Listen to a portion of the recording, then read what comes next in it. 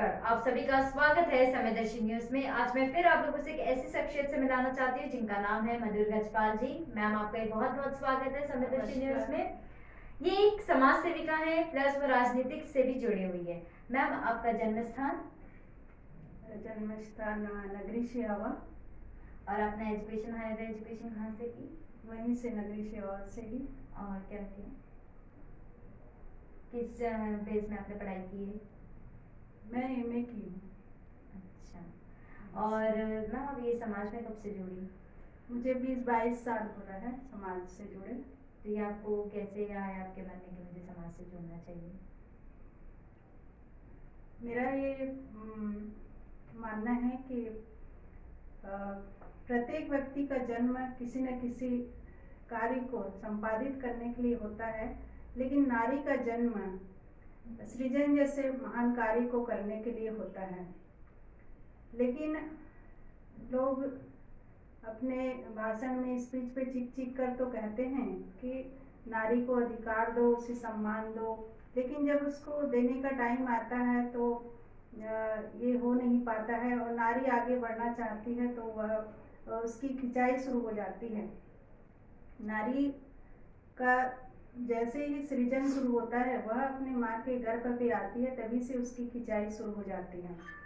और जैसे तैसे वहाँ से बच गई, तो जब वह माँ के पेट से बाहर आती है तो ना उसके लालन पालन पर ध्यान दिया जाता, स्वास्थ्य पर ध्यान, न शिक्षा पर। और जल्दी से जल्दी माँ बाप ये चाहते हैं कि उसकी शादी हो जाए और वह पराए घर चली जाए।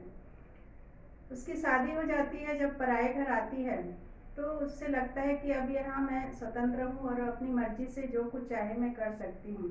लेकिन उसे यहाँ भी पति कहता है कि अब अपना आप घर संभालो। सास ननद कहती हैं कि आप अपना बच्चे संभालो, रसोई संभालो।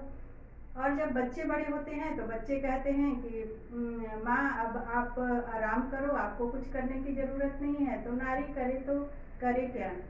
तो मुझे लगता है कि हम अपने बच्चों को अच्छे संस्कार दें, तो इससे हमारा समाज आगे बढ़ेगा, और समाज आगे बढ़ेगा तो हमारा देश भी यकीनन आगे बढ़ेगा।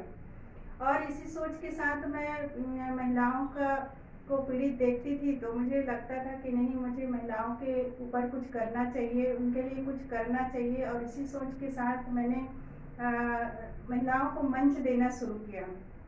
और मैं सभी समाज की महिलाओं को मंच देती थी, जिसमें महिलाएं आकर अपनी प्रतिभा को निखारती थीं। मेरा मानना है कि प्रतिभा को बार बार निखारने से काबिलियत आती है, काबिलियत से सफलता, और सफलता से आत्मविश्वास। और यही आत्मविश्वास हमें इस जीवन संग्राम में आगे बढ़ने की प्रेरणा देता है और हमें समग्र बनाता है। तो जैसे कि मैम, आप छत्तीसगढ़ की सर्व महिला प्रकोष्ठ की अध्यक्ष हैं एवं आप साहू समाज के उपाध्यक्ष हैं, तो अपनी उसी के उपलक्ष्य में तो आप हमारे दर्शकगण को अपनी कार्यशैली के बारे में कुछ बताएं। हम जैसे समाज में कार्य करते हैं तो हमारे साथ और भी बहुत सारी महिलाएं हमसे जुड़ी हुई हैं। तो समाज में हम लोग युवा कृति परिचय सम्मेलन कराते हैं, जिसमें हमें युवा कृति ढूंढने में कठिनाई नहीं होती, जिससे हमारा समय और पैसे की बचत हो जाती है और वहीं पर रिश्ता भी तय हो जाता है। तो इस तरीके से एक ये भी समाज सेवा है। और उसके बाद हम आदर्श विवाह की व्यवस्था करते हैं। तो आदर्श विवाह में कम खर्च में ही युवा युवतियों की शादी वहाँ पर हो जाती है। मैम, आप जब समाज सेवा करती है तो आपको कैसा महसूस होता है? बहुत अच्छा लगता है। और मैं तो बहुत से और ऐसे कार्य करते रहती हूँ। जैसे मेरे घर में बाइयाँ हैं तो उनके बच्चों को पढ़ाना, उनको एडमिशन दिलाना और उन्हें प्रोत्साहित करना कि आगे बढ़ो, कुछ करो। तो इस तरीके से मैं कार्य करते रहती हूँ। तो क्या मैम आप राजनीति से भी जुड़ना चाहती हैं? हाँ, मैं भाजपा को बिलोंग करती हूँ और आगे मुझे और जो भी दायित्व अगर सौंपा गया तो मैं इसे पूर्णतः निर्वहन करूँगी। तो आप रामलला प्रतिष्ठा के बारे में आपका क्या कहना है? मंदिर का जो निर्माण हुआ वो बहुत ही खुशी की बात है और आगे भी ऐसा होते रहे। तो इससे धार्मिक जो गतिविधियां बढ़ती हैं, उससे बच्चे भी मुझे लगता है कि संस्कारिक होते हैं, तो युवा पीढ़ी के लिए जरूरी है। तो मैम आपको हमारे समाज में कैसी कमियां दिखती है, क्या कमियां दिखती है? हमारे समाज में ऐसे तो बहुत सारी कमियां हैं, लेकिन हम उस कमियों को दूर करने के लिए हम कुछ न कुछ प्रतिभा, लोगों का हुनर को हमें निखारना चाहिए। जैसा कि अगर हम किसी को एक डबल रोटी का पैकेट, ब्रेड का पैकेट देते हैं या एक मछली देते हैं, तो हम उसकी एक समय की भोजन की व्यवस्था करते हैं। लेकिन अगर हम उसे मछली पकड़ना सिखा दें या डबल रोटी ब्रेड बनाना सिखा दें, तो हम उसकी सारी उम्र भोजन की व्यवस्था कर देते हैं।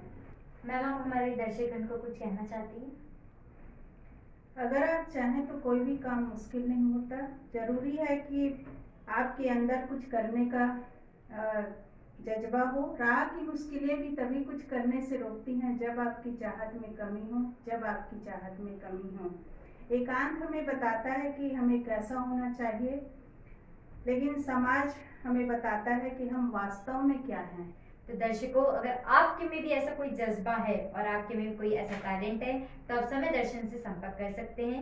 मैम आपका ही बहुत बहुत धन्यवाद कि आपने समय दर्शन को इतना समय दिया, और हम आपसे भी इजाजत लेते हैं। नमस्कार। न्यू वीडियोस की अपडेट पाने के लिए सब्सक्राइब करें समय दर्शन न्यूज को और बेल आइकन को दबाएं। आप देख रहे हैं समय दर्शन न्यूज चैनल।